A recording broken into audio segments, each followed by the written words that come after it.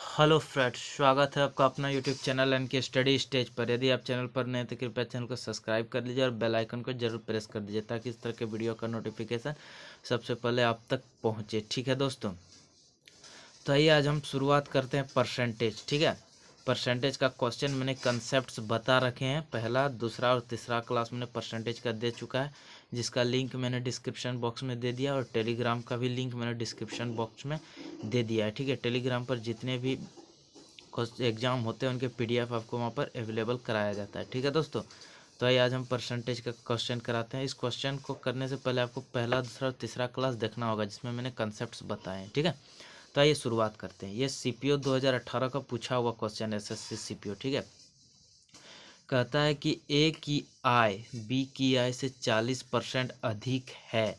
ठीक है, ए का जो इनकम है वो बी की इनकम से 40% अधिक है। किसका? ए का आय। किससे? बी की आय से। तो पूछा गया है कि बी की आय ए की आय से कितने प्रतिशत कम है। तो पूछा है कि बी का जो इनकम है वो ए के इनकम से कितना प्रतिशत कम है। ठीक है, तो आइए आज हम इसको शॉर्टकट तरीके से करते हैं। ठीक है, तो 40%, इसको जब फ्रैक्शन में लिखिएगा तो ये हमेशा 2/5 होता है। ठीक है, 2/5 होता है। ये प्लस में इसलिए रहेगा, +2 इसलिए लिखते हैं क्योंकि 40% अधिक है। किसका? ए का आय। तो ये हो गया ए और ये हो गया बी। ठीक है, ए की जो इनकम है वो बी की इनकम से 40% अधिक है।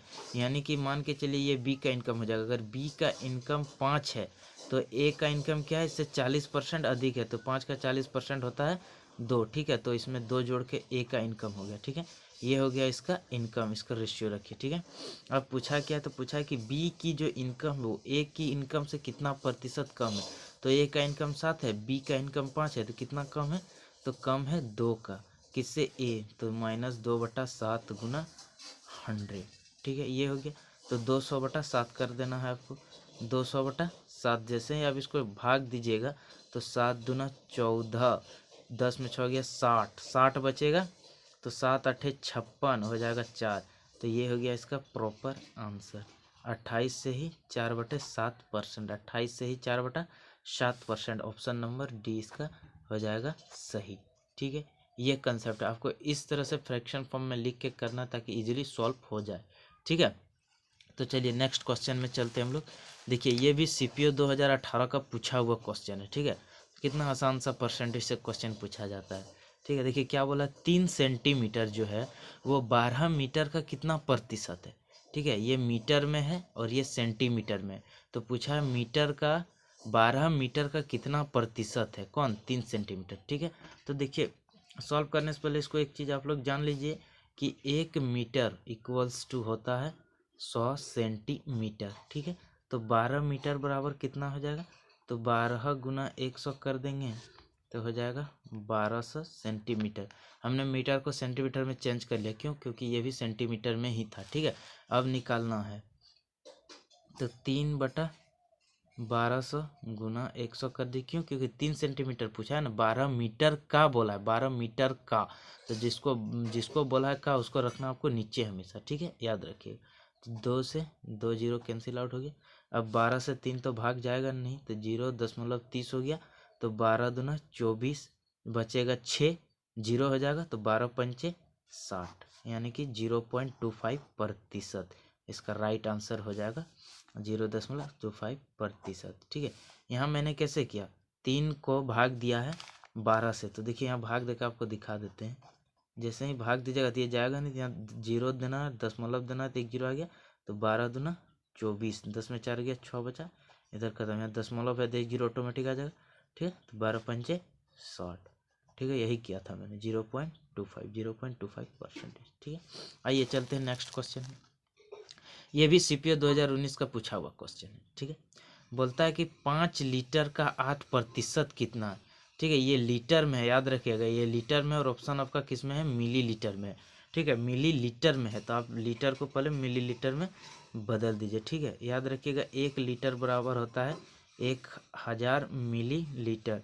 ठीक है, तो 5 लीटर है तो 5×1000 बराबर होता है 5000 मिली लीटर। अब आपको 5000 का 8% निकाल देना है। ठीक है, 5000 गुना 8/100, यहाँ से 20 खत्म, तो 50 गुना 8, 8 पंचे 40, यानी कि हो जाएगा 400 मिलीलीटर। 8 पंचे 40 और 1 0 बचा हुआ है ना, तो 400 millilitre. Option number B is right answer. ठीक है, चलिए चलते हैं नेक्स्ट क्वेश्चन में।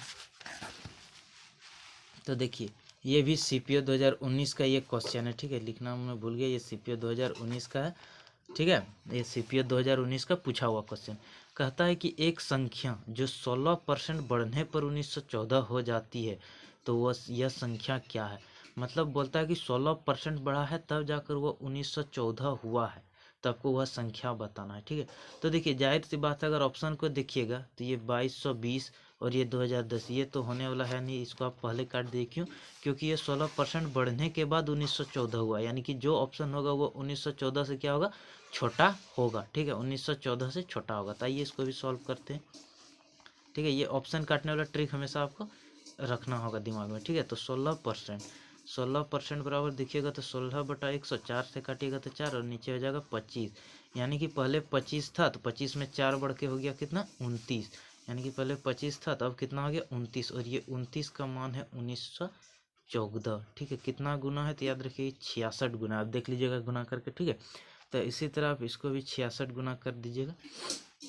ठीक है, 66 गुना कीजिएगा तो कितना हो जाएगा, 1650। ठीक है, 1650 याद रखिएगा।